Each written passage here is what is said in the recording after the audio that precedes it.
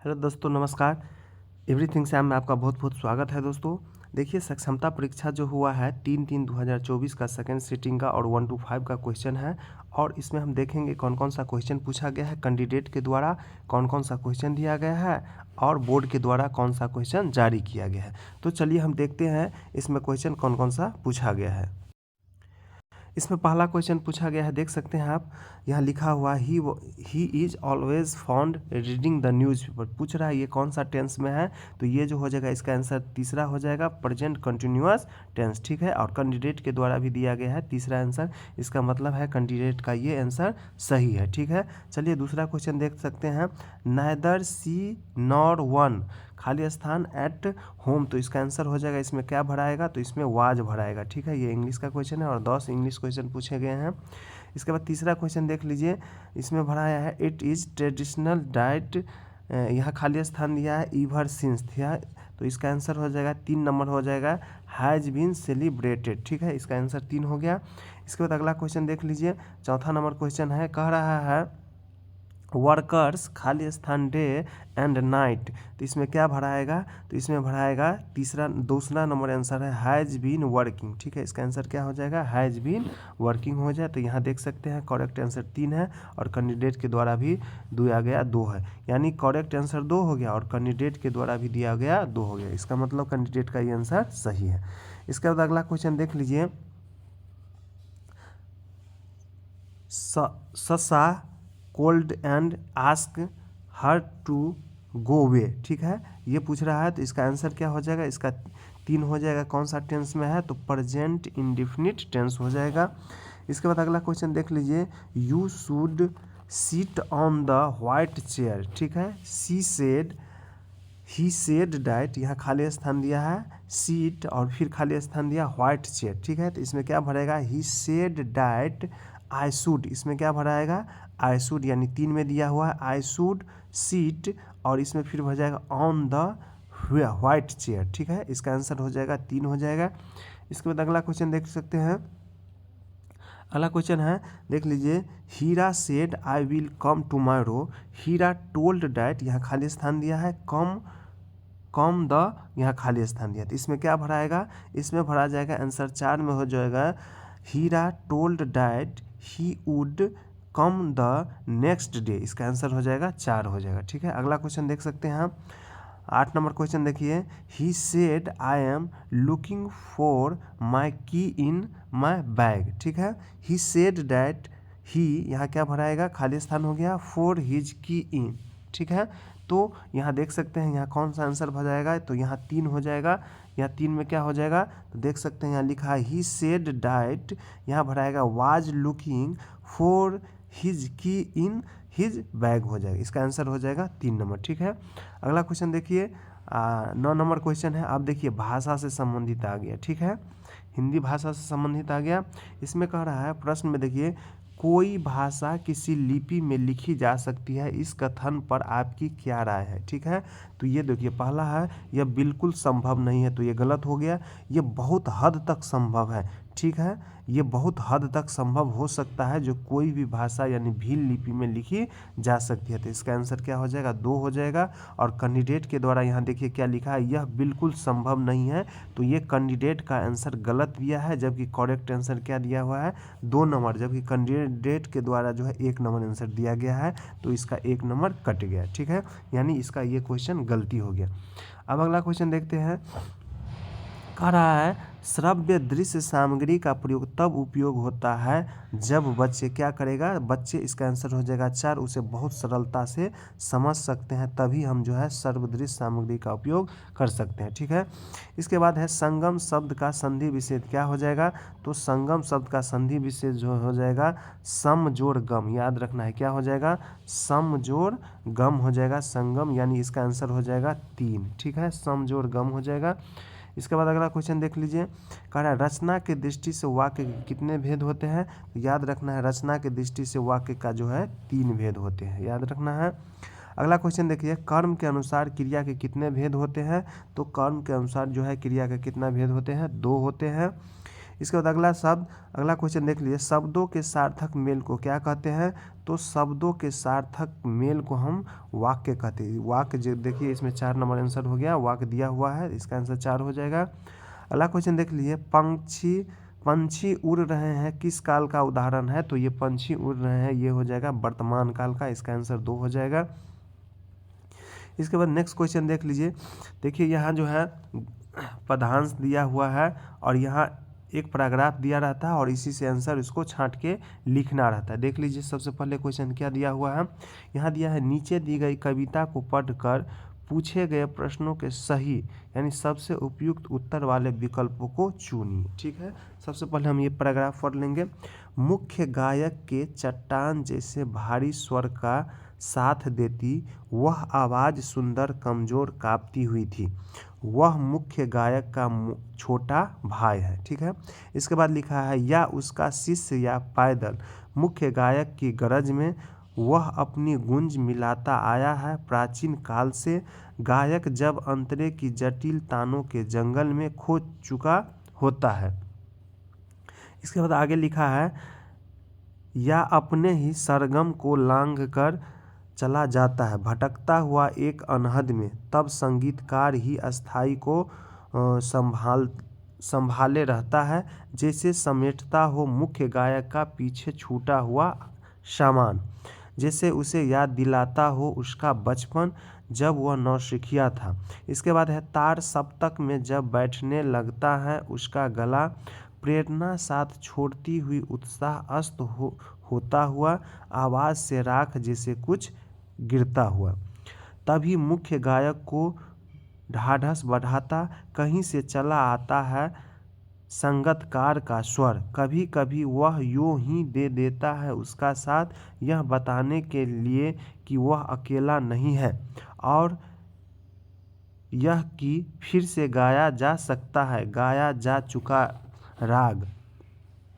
आगे देखिए लिखा है और उसकी आवाज़ में जो एक हिचक साफ सुनाई देता है या अपने स्वर को ऊंचा न उठाने की जो कोशिश है उसे विफलता नहीं, उसकी मनुष्य समझा जाना चाहिए। ठीक है, अब देखिए ये तो पैराग्राफ हो गया। अब इसमें क्वेश्चन क्या पूछा गया है, देखिए कह रहा है संगीतकार के माध्यम से कवि किस प्रकार के व्यक्तियों की ओर संकेत कर रहा है? तो इसका आंसर हो गया सहयोगी, इसका आंसर हो जाएगा 1 और करेक्ट आंसर भी 1 दिया गया है। ठीक है, इसके बाद अगला क्वेश्चन देखिए, फिर वही पैराग्राफ हो गया, इसमें क्वेश्चन पूछा गया है चट्टान जैसे भारी स्वर से आशय क्या हो गया? तो चट्टान जैसे भारी स्वर से आशय क्या हो जाता है? इसमें लिखा हुआ था गंभीर आवाज़, यदि इसका आंसर हो जाएगा 3 नंबर। ठीक है, अगला क्वेश्चन देख सकते हैं, इसमें फिर पैराग्राफ दिया है, इसमें क्वेश्चन देखिए कह रहा है गायक जब अंतरे की जटिल तानों के जंगल में खो चुका होता है के मायने हैं अंतरे को गाते हुए वह क्या करता है? लीन हो जाता है, यानी इसका आंसर हो जाएगा 2 नंबर। इसके अगला क्वेश्चन देख लीजिए, ये पैराग्राफ दिया है, फिर इसमें अनहद शब्द में क्या है? अनहद शब्द में क्या है? कौन सा उपसर्ग है? तो अन उपसर्ग है, इसका आंसर 3 हो जाएगा। अनहद में जो है अन उपसर्ग है, याद रखना अनहद में कौन सा उपसर्ग हो गया? अन हो जाएगा। इसके बाद अगला क्वेश्चन देख लीजिए, फिर पैराग्राफ दिया है राख जैसे कुछ गिरता हुआ का अर्थ क्या होता है? तो इसका हो गया बुझता हुआ स्वर हो जाएगा। ठीक है, इसके बाद नेक्स्ट क्वेश्चन देखिए, फिर से पैराग्राफ दिया है ढाढ़स बढ़ाना का अर्थ क्या होता है? तो तसल्ली देना, आशीर्वाद देना, आज्ञा देना, यानी इसका आंसर जो हो जाएगा पहला हो जाएगा तसल्ली देना। ठीक है, ढाढ़स बढ़ाना का अर्थ हो गया तसल्ली देना। अगला क्वेश्चन देख लीजिए, फिर से अब जो है गद्यांश दिया गया है। ठीक है, देख लेते हैं हम गद्यांश, पहले पढ़ लेते हैं। कह रहा है भारत माता को हम नमन करते हैं, उत्तर में हिमालय इसकी प्रहरी है। ठीक है, भारत के उत्तर में क्या है? हिमालय है। दक्षिण में क्या हो गया? हिंद महासागर इसके चरण पखाड़ता है। पश्चिम में जो हो गया कच्छ की खाड़ी और पूरब में हो गया बांग्लादेश। ठीक है, गंगा यमुना नर्मदा ताप्ती कृष्णा गोदावरी ब्रह्मपुत्र आदि नदियाँ हो गया। भारत के मैदानी क्षेत्रों की शोभा बढ़ाती है। ठीक है, कौन सा? नदियाँ सब।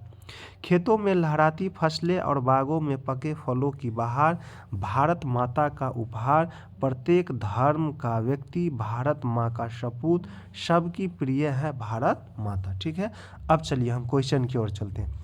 इसमें पहला क्वेश्चन जो पूछा गया है भारत माता के पूरब में क्या है, तो पैराग्राफ में लिखा ही हुआ है भारत माता के पूरब में कौन है, बांग्लादेश है। ठीक है, इसके बाद अगला क्वेश्चन देख लिए, गद्यांश में वर्णित प्रसिद्ध नदियां निम्नलिखित में कौन सा है, तो गंगा का भी चर्चा है, यमुना का भी है, गोदावरी का है, इनमें से सभी आंसर हो जाएगा, यानी इसका आंसर जो हो जाएगा 4 हो जाएगा। ठीक है, पैराग्राफ में सबका चर्चा किया ही हुआ है। इसके बाद अगला क्वेश्चन देखिए, फसलों और पके फल किसकी देन है, तो फसलों और पके फल जो है किसकी देन है, तो नदियों की देन है। ठीक है, याद रखना है। इसके बाद है अगला देख लीजिए, भारत माता का उपहार किसे कहा गया है, वनों में जड़ी बूटी को या खानों में खनिज को, या एक से अधिक विकल्प सही है, तो इसका आंसर हो जाएगा 3 नंबर, एक से अधिक विकल्प सही है। इसके बाद अगला क्वेश्चन देखिए, भारत माता के सपूत किसे कहा गया है, हिंदू धर्म को, इस्लाम धर्म को, सिख धर्म को, सभी धर्म को, तो इसका आंसर हो जाएगा सभी धर्म। इसमें लिखा है देख सकते हैं, प्रत्येक धर्म का व्यक्ति भारत माता की सपूत है, तो इसमें आंसर हो जाएगा सभी धर्म का। अगला क्वेश्चन देख लीजिए, प्रत्येक शब्द में कौन सा उपसर्ग होता है, तो प्रत्येक शब्द में प्रति जो होता है उपसर्ग होता है, क्या होता है, प्रति उपसर्ग हो जाएगा। ठीक है, इसका आंसर 3 हो जाएगा। नेक्स्ट क्वेश्चन देखिए, जड़ी बूटी कौन सा समास है, तो जड़ी बूटी जो है द्वंद्व समास है, याद रखना 2 नंबर इसका आंसर हो जाएगा, जड़ी बूटी द्वंद्व समास होता है। इसके बाद प्रहरी का अर्थ क्या होता है, तो प्रहरी का अर्थ देख सकते हैं द्वारपाल भी होता है, पहरेदार भी होता है, चौकीदार भी होता है, यानी इसका आंसर हो जाएगा 4 नंबर। ठीक है दोस्तों, इसके बाद नेक्स्ट क्वेश्चन देखिए, सपूत शब्द में कौन सा उपसर्ग है, तो सपूत शब्द में जो है 100 उपसर्ग है, तो 100 किस में दिया है, आंसर नंबर 1 हो जाएगा। इसके बाद नेक्स्ट क्वेश्चन देख लिए, मैथ का क्वेश्चन है, कर है 2 + -2 + 2 स्क्वायर + -2 स्क्वायर क्या हो जाएगा, तो 2 जो है अथी में दिया हुआ है, तो इसका 2 हो जाएगा, प्लस माइनस जो होता है इसमें से बाहर निकलता है तो 2 ही हो जाता है, तो 2 + 2 का स्क्वायर कितना हो जाएगा 4, और प्लस -2 का स्क्वायर फिर 4 हो जाता है, कितना हो गया 4 4 8, तो 10 2 12, इसका आंसर हो जाएगा क्या 12, यानी 4 नंबर। ठीक है, इसी तरह ये जो है फंक्शन का क्वेश्चन है, इसमें क्या कर रहा है, यदि x बराबर -1 हो तो x जहाँ जहाँ होगा वहाँ हम -1 पुट कर देंगे और आंसर आ जाएगा। जैसे देख लीजिए x क्यू है तो -1 का क्यू हो जाएगा। ठीक है, +4 है तो 4 गुने -1 हो जाएगा।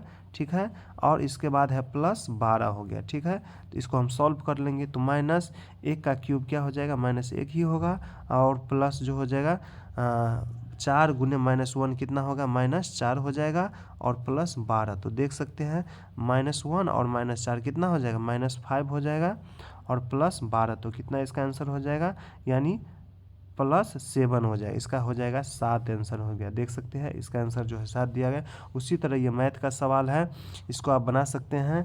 इसके बाद अगला क्वेश्चन देखिए, ये भी मैथ का क्वेश्चन पूछा है और इसको भी आप बना सकते हैं। ठीक है, इसके बाद देख सकते हैं, कह रहा है 2 संख्याओं का लघुत्तम समावर्तक 280 है और इसका अनुपात 7.8 है, तो 2 नंबर कौन कौन सा होगा, तो इसको भी हम सोल्व कर सकते हैं। ठीक है, ये बहुत ही आसान क्वेश्चन है। इसके बाद नेक्स्ट क्वेश्चन देखिए, कह रहा है यदि n एक धनात्मक पूर्णांक है तो निम्नलिखित संख्या को 4, 5 और 6 में से किसी भी संख्या से विभाजित करने पर शेषफल 3 होगा, तो सब का लघुत्तम निकाल देंगे। ठीक है, तो सब का लघुत्तम जो निकालेंगे तो कितना होता है, इसमें 60 आता है। ठीक है, और कह रहा है शेषफल कितना बचता है, तो 3, तो देख सकते हैं 60 + 3 हो गया, लेकिन देखिए 60 + 3 इसमें ऑप्शन नहीं है, तो फिर हम इसको क्या करेंगे, 60 का दुगुना करेंगे, यानी 120, और प्लस शेष तो हमेशा 3 ही रहेगा, तो 120 + 3 देख सकते हैं आंसर होगा। ठीक है, अगर 120 + 3 भी नहीं रहे तो फिर 60 का तिगुना करते तो 180 + 3, ठीक है, तब आंसर हो जाता। तो इस तरह से जो होगा आंसर तो निकल सकते, इसमें कौन होगा, 120 + 3 हो जाएगा। ठीक है, इसके बाद अगला क्वेश्चन देख लीजिए, निम्न में कौन सा राज्य बांग्लादेश के साथ सीमा नहीं बनाती है, तो बांग्लादेश के साथ सीमा कौन सा नहीं बनाती है, तो मणिपुर नहीं बनाती है, मेघालय, त्रिपुरा और मिजोरम जो है बांग्लादेश के साथ जो है बॉर्डर अटैच करती है। इसके बाद अगला क्वेश्चन देख लीजिए, पदार्थ के किसी भी रूप का कोई निश्चित आकार नहीं होता है बल्कि उसका आयतन निश्चित होता है, पदार्थ के इस रूप का एक उदाहरण कौन हो जाएगा, तो इसका आंसर हो जाएगा मिट्टी का तेल। ठीक है, इसका आंसर क्या हो जाएगा, मिट्टी का तेल। अगला क्वेश्चन देख सकते हैं, एशियाई खेलों की 400 मीटर की दौड़ में स्वर्ण जीतने वाली पहली भारतीय महिला कौन बनी है? तो ये है पीटी उषा। याद रखना, इसका आंसर 2 हो जाएगा। कौन हो जाएगा? पीटी उषा जो है पहली एशियाई खेलों की 400 मीटर दौड़ में स्वर्ण पदक जीतने वाली पहली भारतीय महिला बन गए हैं पीटी उषा। इसके बाद है विश्व बौद्धिक संपदा दिवस के रूप में कौन सा दिन मनाया जाता है? तो याद रखना है, विश्व बौद्धिक संपदा दिवस जो है 26 अप्रैल को मनाया जाता है। याद रखना है। इसके बाद अगला क्वेश्चन देख सकते हैं, 2023 में ग्रीस द्वारा किस देश के प्रधानमंत्री को grand cross of the order of honour से प्रदान किया गया है? तो ये भारत के प्रधानमंत्री को, ठीक है, इसका आंसर हो जाएगा भारत। इसके बाद अगला क्वेश्चन देख लिए, भारत में वैज्ञानिकों को सम्मानित करने के लिए स्थापित नया पुरस्कार क्या हो गया? तो नया पुरस्कार जो इसमें हो गया राष्ट्रीय विज्ञान पुरस्कार। इसका आंसर 2 हो जाएगा, ठीक है। अगला क्वेश्चन देखिए, कह रहा है बिहार की दूसरी राज्य भाषा कौन है? तो बिहार में सबसे पहली राजभाषा हो गया हिंदी और दूसरा हो जाएगा उर्दू हो जाएगा, ठीक है। इसके बाद अगला क्वेश्चन देखिए, खाली स्थान मूंगा रेशम के लिए प्रसिद्ध है। तो मूंगा रेशम के लिए कौन सा प्रसिद्ध है? असम जो है मूंगा रेशम के लिए प्रसिद्ध है। इसका आंसर हो जाएगा असम। नेक्स्ट क्वेश्चन देख सकते हैं, एक प्रगतिशील कक्षा में, ठीक है, एक प्रगतिशील कक्षा में क्या होता है? तो एक प्रगतिशील कक्षा में इसका आंसर हो जाएगा 3 होगा, ज्ञान की रचना के लिए प्रचुर मौके प्रदान करना चाहिए, ठीक है। प्रगतिशील कक्षा में क्या हो जाएगा? ज्ञान की रचना के लिए प्रचुर मौके प्रदान करने चाहिए। इसके बाद अगला क्वेश्चन देखिए, एक प्रगतिशील कक्षा में व्यक्तिगत भिन्नताओं को किस प्रकार देखा जा सकता है?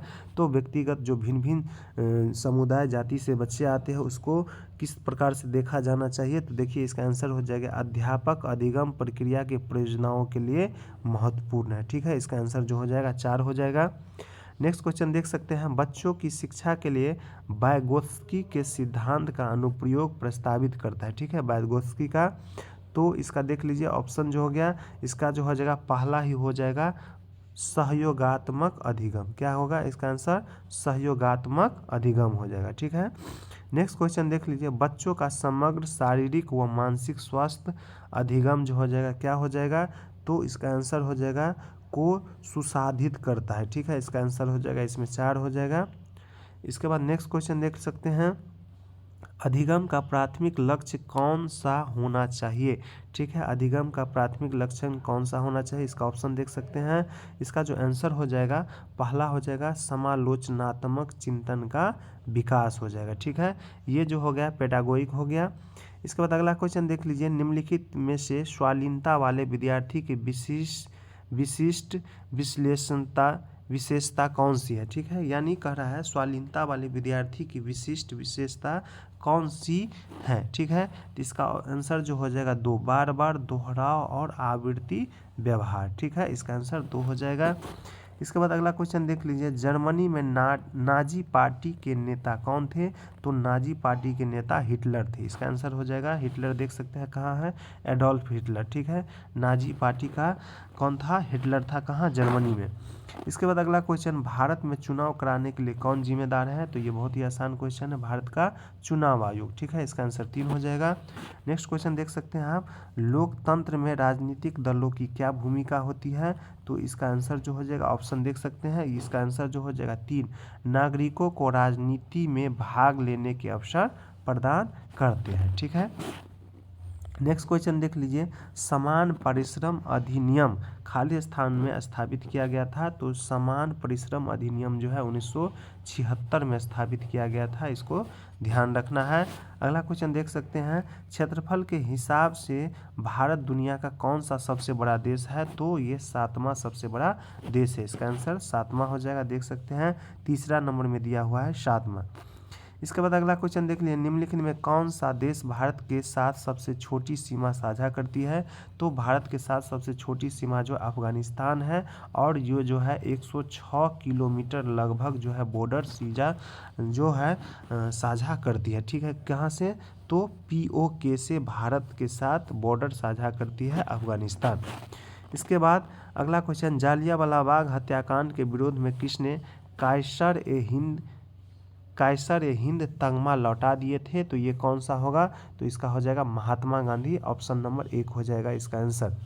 इसके बाद है काकोरी ट्रेन एक्शन किस वर्ष हुआ, तो पहले इसका नाम था काकोरी कांड था, ठीक है, जो 1925 में हुआ था, ठीक है। अब इसका नाम बदल के कर दिया है काकोरी ट्रेन एक्शन, ठीक है, ये हुआ था 1925 में उत्तर प्रदेश में, ठीक है, काकोरी स्टेशन के पास। इसके बाद अगला क्वेश्चन देख लिए, नमक सत्याग्रह की शुरुआत में सिर्फ कितने लोग गांधी जी के साथ गए थे, तो ये 78 आदमी थे, ठीक है, देख सकते हैं जिसमें 78 होगा वहीं इसका आंसर हो जाएगा, यानी इसका आंसर हो जाएगा 2 नंबर, ठीक है। इसके बाद अगला क्वेश्चन, भीमराव अम्बेडकर के साथ कांग्रेस और गांधी जी ने कौन सी संधि की, तो ये पूना संधि हो जाएगा, कौन हो जाएगा, पूना पैक्ट, ठीक है, इसी का नाम है दिल्ली समझौता, और ये हो गया था 1932 में, ठीक है, इसका आंसर 1 हो जाएगा। अगला क्वेश्चन देख सकते हैं, अगला क्वेश्चन है 1929 में कांग्रेस का अधिवेशन कहाँ हुआ था, तो ये 1929 में लाहौर में हुआ था, पाकिस्तान के लाहौर में, देख सकते हैं इसका आंसर 1 हो जाएगा, लाहौर। इसके बाद अगला क्वेश्चन, द्वितीय विश्व युद्ध के शुरू होने पर किस राजनेता को घर में नज़रबंदी का सामना करना पड़ा, तो ये हो जाएगा सुभाष चंद्र बोस, देख सकते हैं इसमें 4 में दिया है सुभाष चंद्र बोस, तो इसका आंसर सुभाष चंद्र बोस हो जाएगा। सुभाष चंद्र बोस ने कांग्रेस से अलग कौन सी पार्टी का निर्माण किया है, तो देख सकते हैं इसमें जो है फॉरवर्ड ब्लॉक की स्थापना किया था सुभाष चंद्र बोस ने। इसके बाद अगला क्वेश्चन, सुभाष चंद्र बोस ने कौन सा नारा दिया है, तो सुभाष चंद्र बोस ने तुम मुझे खून दो और मैं तुझे आज़ादी दूंगे और दिल्ली चलो का नारा दिया है, यानी इसका आंसर हो जाएगा दोनों, यानी 3 हो जाएगा, ठीक है, यानी सुभाष चंद्र बोस से ही लगातार 3 क्वेश्चन पूछा गया है। इसके बाद देख लीजिए 1992 यानी जून 1992 में पहले अंतर्राष्ट्रीय पृथ्वी शिखर सम्मेलन के लिए 100 से अधिक राष्ट्राध्यक्ष ब्राज़ील के कहाँ मिले थे, तो रियो डी जेनेरियो, ठीक है, यहाँ इसका आंसर हो जाएगा रियो डी जेनेरियो, देख सकते हैं इसमें पहला ऑप्शन ही दिया है रियो डी जेनेरियो। इसके बाद अगला क्वेश्चन, कौन सा बौद्ध तीर्थ स्थल और यूनेस्को विश्व धरोहर स्थल भी बिहार में स्थित है, तो बिहार में कहाँ हो गया, महाबोधि मंदिर, और महाबोधि मंदिर कहाँ है, गया में है, ठीक है, गया जिला में जो है महाबोधि मंदिर है, इसका आंसर 1 हो जाएगा। इसके बाद है सुंदर वन के जंगल को और क्या कहा जाता है, तो सुंदर वन के जंगल को जो है मैंग्रोव वन भी कहा जाता है, ये कहाँ है, पश्चिम बंगाल, यानी पश्चिम बंगाल और बांग्लादेश के बीच साझा करती है। इसके बाद अगला क्वेश्चन, बिहार में मुख्यतः किस प्रकार के वन पाए जाते हैं, तो बिहार में जो है मुख्यतः पर्णपाती वन, और अभी हाल फिलहाल जब अभी जो है 3 को जो एग्ज़ाम हुआ उस टाइम भी क्या है, पर्णपाती जो है पतझड़ मौसम ही है, ठीक है, तो इसका आंसर भी क्या हो जाएगा, पर्णपाती हो जाएगा। इसके बाद है टिहरी बांध आंदोलन मुख्यतः किस राज्य से संबंधित है, तो ये हो जाएगा उत्तराखंड, याद रखना है उत्तराखंड से टिहरी बांध आंदोलन संबंधित है। टिहरी बांध भी पूछता है कहाँ है, तो उत्तराखंड में ही स्थित है, इसका आंसर उत्तराखंड हो जाएगा। इसके बाद है कौन सा खनिज उद्योग आधारित नहीं है, तो देख सकते हैं इसका आंसर हो जाएगा रबर उद्योग जो है, रबर जो हो गया कौन, खनिज आधारित उद्योग नहीं, क्योंकि रबर जो है अधिकतर पेड़ के लैटेक्स से प्राप्त किया जाता है, ठीक है। इसके बाद अगला क्वेश्चन देख लीजिए, आयतन की गणना होती है किससे, तो आयतन की गणना किससे हो जाएगा, इसका आंसर हो जाएगा त्रिविमीय से, ठीक है, आयतन की गणना किससे हो जाएगा, त्रिविमीय से, इसका आंसर जो हो जाएगा 2 नंबर हो जाएगा, ठीक है। इसके बाद अगला क्वेश्चन देख लीजिए, एक त्रिभुज का क्षेत्रफल समांतर चतुर्भुज के क्षेत्रफल का होता है कितना, तो आधा हो जाएगा, ठीक है, एक त्रिभुज का जो क्षेत्रफल होता है समांतर चतुर्भुज का आधा होता है, इसका आधा किस में है, तो 1 नंबर में है, ठीक है। इसके बाद है गाजर का आकार कैसा होता है, तो शंकु के आकार का होता है, आप लोग जानते ही हैं गाजर का आकार किसका आकार का हो जाएगा, तो शंकु के आकार, इसका आंसर 3 हो जाएगा। इसके बाद अगला क्वेश्चन, निम्नलिखित में कौन सी 3D आकृति होता है, तो देख सकते हैं 3D आकृति कौन होता है, तो गोला होता है 3D आकृति, ठीक है, वर्ग जो होता है 2D आकृति हो जाएगा वर्ग। इसके बाद त्रिभुज भी 2D आकृति हो जाएगा और वृत्त भी 2G आकृति हो जाए, ठीक है, अगर वृत्त पूछेगा तो 2D आकृति और गोला पूछेगा तो 3D आकृति होता है, इसको ध्यान रखना है, वर्ग त्रिभुज और वृत्त हो जाएगा 2D आकृति, गोला जो हो जाएगा 3D। ये क्वेश्चन आगे भी सक्षमता परीक्षा में पूछने की संभावना बनती है। इसके बाद अगला क्वेश्चन देख लीजिए, ढोल का आकार कैसा होता है, तो ढोल का आकार जो हो जाएगा घनाभाकार होता है। ठीक है, याद रखना है ढोल का आकार कौन सा होगा, घनाभाकार। आंसर नंबर 1 हो जाएगा।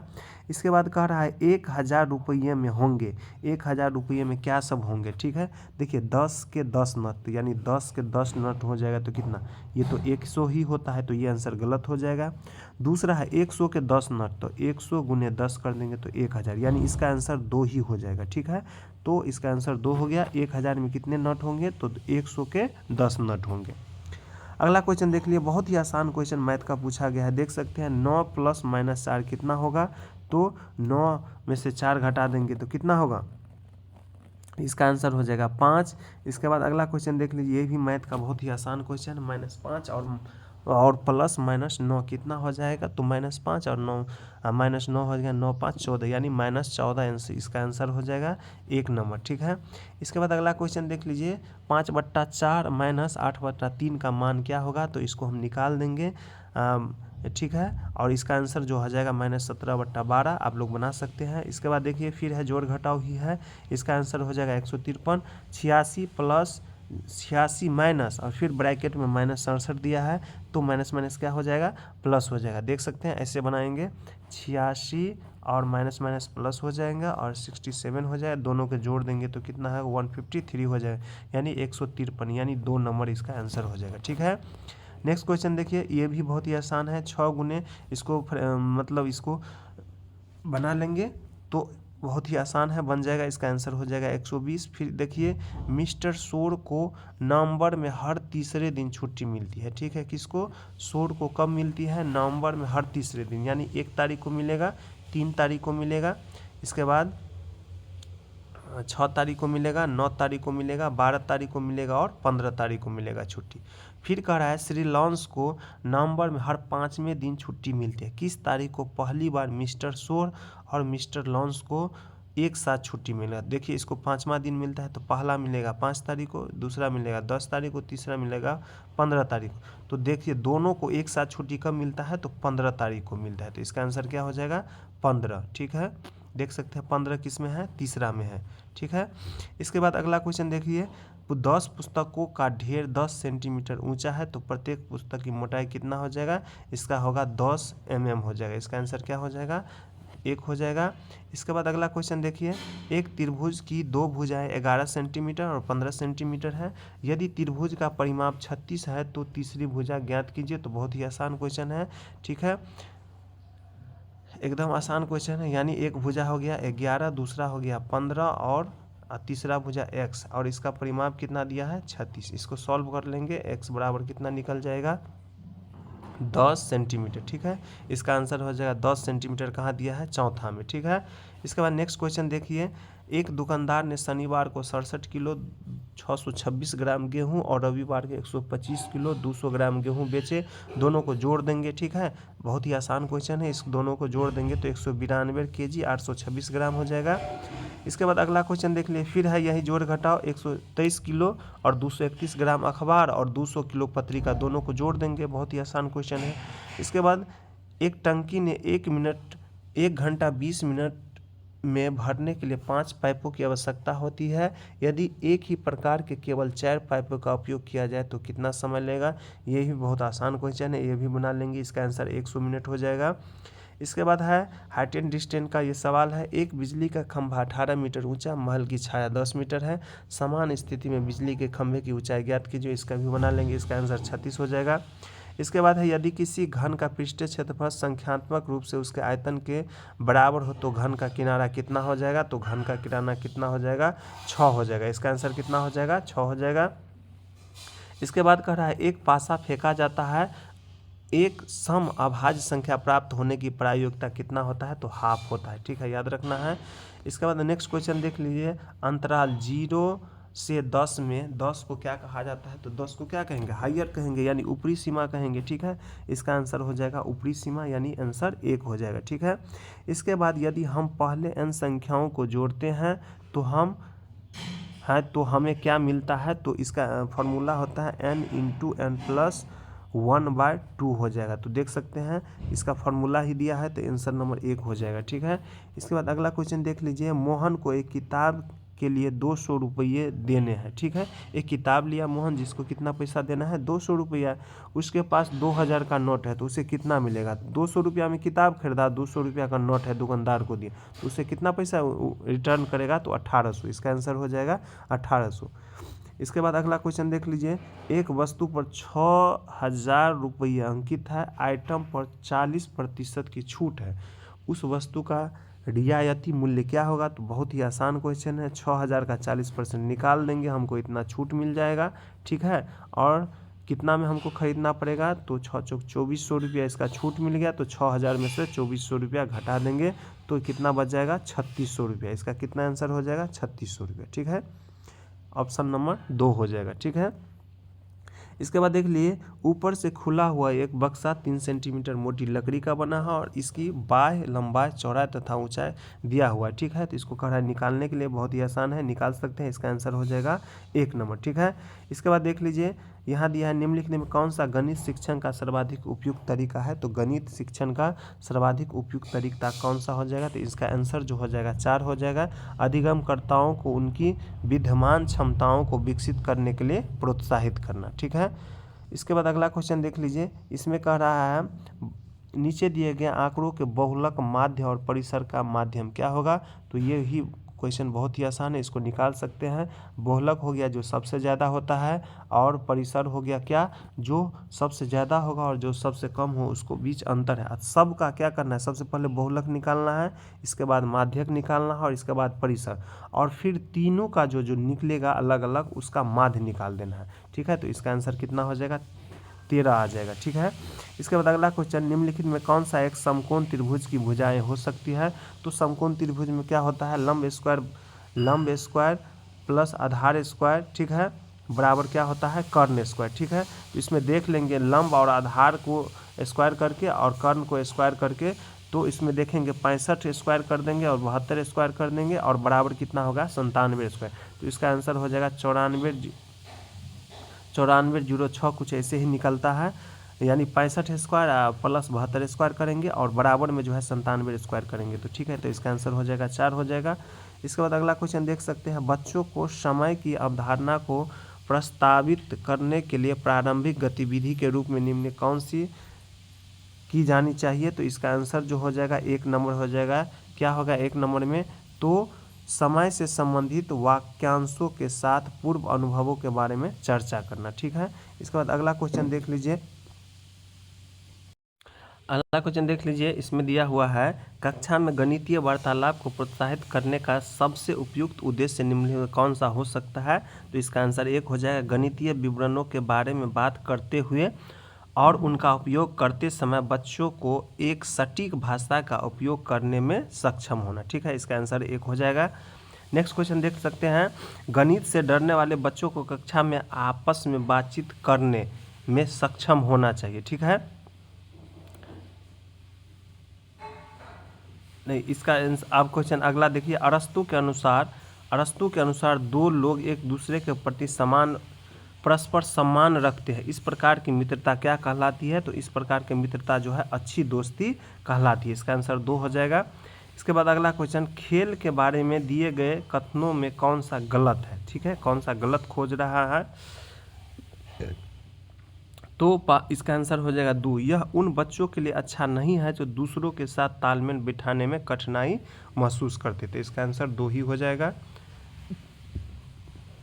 अगला क्वेश्चन देखिए 400, यानी भारत एक ऐसा देश है जहाँ कई त्यौहार मनाए जाते हैं। मकर संक्रांति 14 से 15 फरवरी को मनाया जाता है। गुजरात के लोग इन दिन किसकी खुशियाँ मनाते हैं? तो गुजरात में मकर संक्रांति जो है पतंग उड़ा के खुशियाँ मनाते हैं। इसका आंसर हो जाएगा 1 हो जाएगा। इसके बाद है देखिए, बड़े पौधे कहलाते हैं, बड़े पौधे क्या कहलाते हैं? तो बड़े पौधे जो है पेड़ कहलाते हैं। याद रखना है, बड़े पौधे क्या कहलाते हैं? पेड़ कहलाते हैं। इसके बाद है गुलाब का पौधा क्या है? तो गुलाब का पौधा क्या हो जाएगा? इसका आंसर हो जाएगा जड़ी बूटी। गुलाब का पौधा क्या होता है? जड़ी बूटी होता है। ठीक है, अगला क्वेश्चन, उस पक्षी का नाम जिसके सिर के सामने आँख होती है तो ये हो जाएगा उल्लू हो जाएगा। याद रखना है, सिर के सामने किसका आँख होता है? उल्लू का होता है। इसके बाद अगला क्वेश्चन, किसी बीमार व्यक्ति को तुरंत ऊर्जा प्रदान करने के लिए क्या दिया जाना चाहिए? तो ये है ग्लूकोज ड्रिप देना चाहिए। ठीक है, क्या देना चाहिए? Glucose drip. इसका आंसर 1 हो जाएगा। अगला क्वेश्चन, अमरूद, नींबू, संतरा और टमाटर भरपूर रहता है तो विटामिन सी से भरपूर रहता है। याद रखना है, अमरूद, नींबू, संतरा और टमाटर जो है विटामिन सी से भरपूर रहता है। इसका आंसर जो हो जाएगा 3 नंबर हो जाएगा। ठीक है, अगला क्वेश्चन देख लेते हैं, दूध को पाश्चुकृत कैसे किया जाता है? तो दूध को पाश्चुकृत जो किया जाता है, इसका आंसर जो हो जाएगा 4 हो जाएगा। इसे 71 डिग्री सी पर 15 सेकंड के लिए या 62 डिग्री सी पर 32 मिनट तक गर्म करके, ठीक है, पाश्चुकृत किया जाता है। इसका आंसर 4 हो जाएगा। निम्नलिखित में कौन सा कथन गलत है? गलत खोजना है। ठीक है, तो देख लीजिए, कह रहा है, पहला क्वेश्चन देख लीजिए, इसमें दिया है पहला ऑप्शन, रतौंधी विटामिन ए की कमी से। ये तो सही है, लेकिन हमको खोजना है गलत। ठीक है, तो ये तो सही हो गया। विटामिन डी की कमी से हड्डी और मांसपेशियां कमजोर होती है, तो ये भी सही है। सौंदर्य विटामिन का नाम विटामिन ई है, तो ठीक है, तो ये भी सही है। और प्लेगरा विटामिन B1 की कमी से होता है, ये गलत है। विटामिन B1 के कमी से नहीं, विटामिन B3 के कमी से प्लेगरा बीमारी होता है, तो गलत ही खोजना था। तो इसका आंसर हो जाएगा 4। इसके बाद है, निम्नलिखित में कौन सा जोड़ा गलत सुमेलित है? ठीक है, देखिए गलत सुमेलित कौन सा है? एनीमिया जो होता है आयरन की कमी से होता है, ये तो सही हो गया।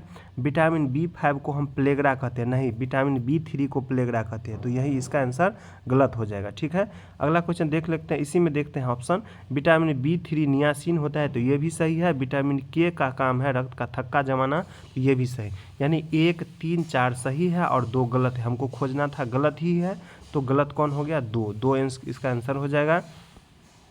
इसके बाद अगला क्वेश्चन देख लीजिए, इसमें कह रहा है, निम्नलिखित कथनों पर विचार कीजिए और इसमें कौन सा गलत है? गलत इसमें भी खोजना है। कह रहा है, क्वाशियोरकर प्रोटीन की कमी से होता है, तो ये सही है, मतलब ये सही है। हमको गलत खोजना है, लेकिन ये क्या है? बिल्कुल सही है स्टेटमेंट। इसके बाद है, मरस्मस कार्बोहाइड्रेट और वसा के कारण होता है, तो ये भी सही है। तीसरा है, टेटनस और हैजा बैक्टीरिया और जल जनित बीमारी है, तो देखिए इसमें टेटनस और हैजा जो होता है ये बैक्टीरिया से होता है, ये बिल्कुल सही है, लेकिन ये जल जनित रोग नहीं है, तो इसका गलत जो हो जाएगा यही हो जाएगा। टेटनस और हैजा जो है बैक्टीरिया से फैलने वाली बीमारी है, लेकिन ये जल जनित बीमारी नहीं है, तो इसका आंसर कौन होगा? गलत हो जाएगा 3। पोलियो और हेपेटाइटिस वायरस के कारण है, तो ये भी सही हुआ, यानी इसका 1, 2 और 4 सही है, और हमको गलत खोजना था, तो गलत कौन हो जाएगा? 3 हो जाएगा। इसके बाद खरपतवार क्या होता है? तो खरपतवार हम किसको कहेंगे? अवांछित पौधे को हम क्या कहेंगे? खरपतवार कहेंगे, यानी बिना काम का पौधा जो उग जाता है खेत में, उसको हम अवांछित पौधे कहेंगे। इसके बाद है, माउंट एवरेस्ट की चोटी पर चढ़ने वाले पहले व्यक्ति कौन थे? तो पहले व्यक्ति का नाम क्या था? नहीं, पहले व्यक्ति कौन नहीं थे कह रहा है, इसमें नहीं खोजना है। तो शेरपा तेंजिंग थे ही, सर एडमंड हिलेरी थे ही, तो ये दोनों थे ही, तो इसमें कौन व्यक्ति हो जाएगा? सुशील कुमार नहीं थे, इसका आंसर सुशील कुमार ही हो जाएगा। इसमें खोजना था कौन व्यक्ति नहीं है। अगला क्वेश्चन देख लीजिए, गोलकुंडा किले में कितने बुर्ज है? तो गोलकुंडा किले में जो है 87 बुर्ज है। याद रखना है, गोलकुंडा का किला कहाँ है? आंध्र प्रदेश में है। ठीक है, इसके बाद आंध्र प्रदेश और तेलंगाना में है। इसके बाद है, गेटवे ऑफ इंडिया कहाँ है? तो गेटवे ऑफ इंडिया कहाँ हो गया? गेटवे ऑफ इंडिया मुंबई में है। याद रखना है, गेटवे ऑफ इंडिया कहाँ है? मुंबई में है, जिसकी स्थापना 1911 ईस्वी में हुआ। फिर क्वेश्चन पूछेगा, इंडिया गेट कहाँ है? तो इंडिया गेट कहाँ है? दिल्ली में। इंडिया गेट की बात चर्चा करेगा तो दिल्ली में होगा।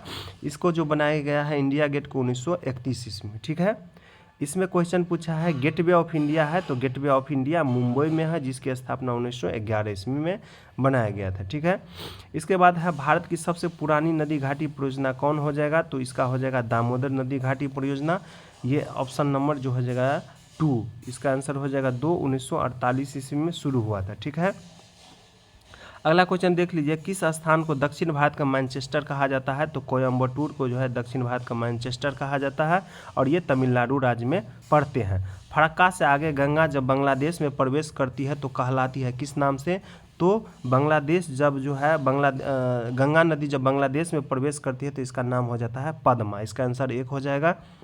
अगला क्वेश्चन, ईश्वर की एक निश्चित मात्रा पर मोटर वाहन द्वारा तय की गई मील की संख्या कहलाती है क्या? तो क्या कहलाती है, माइलेज कहलाता है। ठीक है, गाड़ी सब में जो माइलेज देता है वही इसका माइलेज कहलाएगा। ठीक है, अगला क्वेश्चन, निम्नलिखित में से किस जल निकाय का पानी खारा होता है। देखिए, तालाब का पानी जो होता है मीठा होता है, महासागर का पानी क्या होता है, खारा होता है, और झरना का भी मीठा होता है और झील का भी मीठा होता है। हमको खारा जल के बारे में पूछा है तो कहाँ हो जाएगा, महासागर इसका आंसर हो जाएगा। ठीक है, अगला क्वेश्चन, निम्नलिखित में कौन सा जल जनित रोग नहीं है। ठीक है, कौन सा बीमारी जल से नहीं होता है, तो देखिए खसरा जो होता है जल से नहीं होता है, इसका आंसर 1 हो जाएगा। टाइफाइड भी जल से होता है, हैजा भी होता है और हेपेटाइटिस भी जल से होता है। ठीक है, अगला क्वेश्चन देख लीजिए, रुका हुआ पानी खाली स्थान में अधिक प्रचलित है। रुका हुआ पानी जो है कहाँ प्रचलित है, तो बरसात के मौसम में प्रचलित। रुका हुआ पानी रहता है, जब बरसात होता है तो क्या होता है, प्रचलित हो जाता है। इसका आंसर 1 हो जाएगा। अगला क्वेश्चन, कथन को पढ़े और सही विकल्प चुने। कथन ए, तेल और पानी मिश्रित नहीं होते, ये बिल्कुल सही है, तेल और पानी कभी मिश्रित नहीं होते हैं। गर्म करने पर तरल पदार्थ सिकुड़ते हैं, तो ये गलत होगा। इसमें कह रहा है कौन सा सही है, तो इसका आंसर 1 हो जाएगा। ठीक है, अगला क्वेश्चन देख लीजिए, नारियल की जटाओं से बना रेशा क्या कहलाते हैं, तो ये रस्सी कहलाता है। नारियल की जटा से जो बनता है उसको क्या कहेंगे, रस्सी कहेंगे। इसका आंसर 2 हो जाएगा। इसके बाद है, ग्रीष्म ऋतु की अल्प अवधि के दौरान एस्किमो की मुख्य गतिविधि क्या होता है, तो एस्किमो का मुख्य गतिविधि हमेशा क्या होता है, शिकार करना होता है। ठीक है, अगला क्वेश्चन, पंजाब और हरियाणा में मृदा क्षति का प्रमुख कारण क्या है, तो वहाँ बहुत ज़्यादा सिंचाई होता है, जिसके कारण क्या होता है, मृदा क्षति हो जाती है। इसका है आंसर हो जाएगा लवणता और जल जमाव। ठीक है, इसका आंसर हो जाएगा पंजाब और हरियाणा में पंजाब और हरियाणा में जो है क्या कह रहा है, मिट्टी क्षति का प्रमुख कारण क्या है, तो लवणता और जल जमाव। इसके बाद है, टी कॉलोनी में रानी चींटी के कर्तव्य के अंतर्गत क्या आता है, तो रानी चींटी के अंतर्गत इसका आंसर जो होगा इनमें से सभी हो जाएगा। ठीक है, रानी चींटी का सारा काम होता है, रानी चींटी भोजन एकत्र करती है, रानी चींटी, देखिए इसका आंसर जो है ना गलत दिया हुआ है। ठीक है, इसका आप ऑब्जेक्शन कर सकते हैं। ठीक है, रानी चींटी का सारा काम नहीं होता है, रानी के चींटी के जो झुंड में होते हैं वर्कर चींटी होते हैं, उसका काम होता है सारा काम करना। ठीक है, रानी चींटी भोजन एकत्रित कर नहीं, ये वर्कर चींटी का ही काम होता है भोजन एकत्रित करना। ठीक है, और इसमें तीसरा ऑप्शन, रानी चींटी अंडे देती है, तो ये इसका आंसर सही होना चाहिए, क्योंकि रानी चींटी का काम है केवल अंडा देना। ठीक है, इसका आंसर जो है विभाग के द्वारा गलत ले लिया गया है, हो सकता है। ठीक है, अगला क्वेश्चन देख लीजिए, कह रहा है निम्नलिखित कथनों पर विचार कीजिए। ग्रीष्म ऋतु में पर्वतीय क्षेत्र में तापमान भिन्न होते हैं और 4.5 से 15.5 डिग्री सी के बीच होता है। ठीक है, दूसरा है, यहाँ अधिकतर गर्म खून वाले जानवर रहते हैं। उपयुक्त कथनों में से कौन सा सही है, ठीक है, तो इसका आंसर हो जाएगा 4 नंबर। ठीक है, इनमें से कोई नहीं। ठीक है, इनमें से क्या होगा, कोई नहीं। इसके बाद है, इनमें से कोई नहीं, या तो नाइदर वन और नॉर वन, यानी इनमें से कोई नहीं। ठीक है, अगला क्वेश्चन देख लिए, निम्नलिखित कथनों पर विचार कीजिए। कोयल अपना घोंसला आम के पेड़ों पर बनाता है, तो ये गलत हो जाएगा। इंडियन रोबिन अपना घोंसला मुलायम चिकोटी, जड़ें और ऊन आदि से बनाते हैं, तो ये सही हो जाएगा।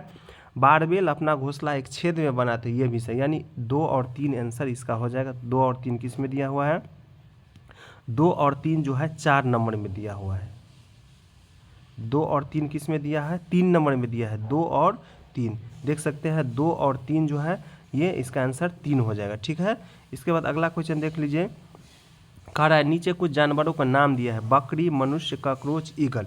कह रहा है इनमें से कौन सा सर्वहारी है, तो मनुष्य तो सर्वहारी ही है, और इसके बाद जो है कॉकरोच भी सर्वहारी है, तो इसका आंसर हो जाएगा 2 और 3। 2 और 3 किस में दिया है, यानी इसका आंसर 2 हो जाएगा। ठीक है, इसके बाद अगला क्वेश्चन देख लीजिए, निम्न कौन सा कॉफ़ी पाउडर में मिलावट है। ठीक है, तो कॉफ़ी पाउडर में क्या है मिलावट, तो देख लीजिए चिकोरी इमली के बीज का पाउडर, यानी ये जो है चौथा इसका आंसर हो जाएगा, कॉफ़ी पाउडर में मिलावट होता है, चिकोरी और इमली के बीज का पाउडर। इसके बाद है अगला क्वेश्चन, निम्नलिखित में से कौन अपारदर्शी वस्तुएं का चयन कीजिए। अपारदर्शी वस्तुएं कौन हो जाएगा, चारकोल हो जाएगा इसमें। इसके बाद अगला क्वेश्चन, निम्नलिखित में कौन स्टेनलेस स्टील का घटक है, तो स्टेनलेस स्टील का घटक हो जाएगा लोहा, निकेल, कार्बन, मैग्नीज और क्रोमियम। इसका आंसर 3 हो जाएगा। इसके बाद अगला क्वेश्चन देख लीजिए, निम्नलिखित में से किसका आकार निश्चित होता है? तो लोहा का आकार जो है निश्चित होता है, ऑक्सीजन का आकार निश्चित नहीं होता है, दूध का आकार भी निश्चित नहीं होता है और कार्बन डाइऑक्साइड का आकार भी निश्चित नहीं होता है। सर्वाधिक प्रतिक्रियाशील धातु कौन हो जाता है? तो पोटेशियम होता है सर्वाधिक प्रतिक्रियाशील धातु, याद रखना है। अगला क्वेश्चन, सही क्रम क्या है? ठीक है, तो सही क्रम देखिए, जीव का प्रजाति के बारे में है। सबसे पहले हो जाएगा इसका जगत, इसके बाद फाइलम श्रेणी क्रम हो जाएगा, इसका आंसर 4 हो जाएगा। ठीक है, इसके बाद अगला क्वेश्चन देख लीजिए, खाली स्थान स्थलीय आवास का एक उदाहरण है। तो स्थलीय आवास का एक उदाहरण कौन हो जाएगा? तो रेगिस्तान हो जाएगा स्थलीय आवास का उदाहरण। देखिए, नदी नहीं होगा स्थलीय आवास का उदाहरण, तालाब भी नहीं हो सकता और झील भी नहीं हो सकता, इसका आंसर हो जाएगा रेगिस्तान। अगला क्वेश्चन देख लीजिए, पौधे में श्वसन मुख्य रूप से किसके माध्यम से होता है? तो इसको सब जानते हैं, पत्ती के माध्यम से होता है, इसका आंसर 1 हो जाएगा। इसके बाद निम्नलिखित में परिवहन का कौन सा साधन पहिए के आविष्कार पर आधारित है? तो कौन हो जाएगा? पहिए के आविष्कार पर आधारित नहीं है। तो देखिए, बैल जो नाव जो होता है पहिए पे नहीं चलता है, बाद बाकी पहिए पर चलता है, इसका आंसर 4 हो जाएगा। इसके बाद अगला क्वेश्चन देख लीजिए, जमीन पर लुढ़कते फुटबॉल में निम्नलिखित में किस प्रकार की गति होती है? तो घूर्णी होगा, रेखीय हो गया और वृत्ताकार हो जाएगा। ठीक है, इसका आंसर जो हो जाएगा 1, 2 और 4 हो जाएगा। 1, 2, 4 में है, इसका आंसर 4 हो जाएगा। ठीक है, इसके बाद है ये मैथ का सवाल हो जाएगा, इसका आंसर जो है 36 किलोमीटर प्रति सेकंड हो जाएगा, इसको बनाएंगे तो। इसके बाद देखिए, एक सामग्री जो बिजली को अपने से गुजरने देता है, इसको हम क्या कहेंगे? सुचालक कहेंगे। ठीक है, इसका आंसर 1 हो जाएगा। इसके बाद निम्नलिखित कौन सा जोड़ा विद्युत के एक चालक और कुचालक से मिलकर बनता है? तो ये होगा चांदी और रबर, इसका आंसर जो हो जाएगा 4 हो जाएगा। ठीक है, इसका आंसर क्या हो जाएगा? 4 हो जाएगा। और अगला क्वेश्चन, चुंबकीय कंपास को खाली स्थान भी कहा जाता है, तो नाभिक कंपास भी कहा जाता है, इसका आंसर 2 हो जाएगा। इसके बाद अगला, प्लास्टिक की कंघी को सूखे बालों से रगड़ा जाता है, जबकि कांच की छड़ को रेशमी कपड़े के टुकड़े से रगड़ा जाता है, इनमें कौन सा ऋणात्मक रूप से आवेशित होगा? तो इसका आंसर 3 हो जाएगा। ठीक है, प्लास्टिक की कंघी और रेशमी कपड़ा। अगला देखिए, जब प्लास्टिक की कंघी को सूखे बालू से रगड़ा जाता है तो घर्षण से बाल धनात्मक रूप से चार्ज हो जाते हैं, इस प्रक्रिया में क्या होता है? तो इसका आंसर 3 होगा, बाल कुछ ऋणात्मक इलेक्ट्रॉन को खो देते हैं। अगला क्वेश्चन देखिए, पृथ्वी की सतह पर कितना प्रतिशत पानी है? तो 71%, इसमें है 0.71। ठीक है, इसका आंसर कौन होगा? 2 हो जाएगा। इसके बाद है, निम्नलिखित में कौन सा संसाधन गैर नवीकरणीय संसाधन नहीं है? इसमें नहीं पूछना है, तो नहीं कौन सा हो जाएगा? इनमें से कोई नहीं। ठीक है, नवीकरणीय संसाधन कौन सा? गैर नवीकरणीय संसाधन नहीं है, तो कोई भी नहीं है इनमें से। ठीक है, इसके बाद अगला क्वेश्चन देख लीजिए, संसाधनों का सावधानीपूर्वक उपयोग करना ताकि वर्तमान की आवश्यकताओं को पूरा करने के साथ साथ भावी पीढ़ियों का भी ध्यान रखा जा सके, क्या कहलाता है? तो इसका आंसर होगा सतत विकास। ठीक है, इसका आंसर हो जाएगा सतत विकास। ठीक है दोस्तों, इस प्रश्न देखिए, सारा क्वेश्चन 150 का 150 हो गया। धन्यवाद, जय हिंद, जय भारत।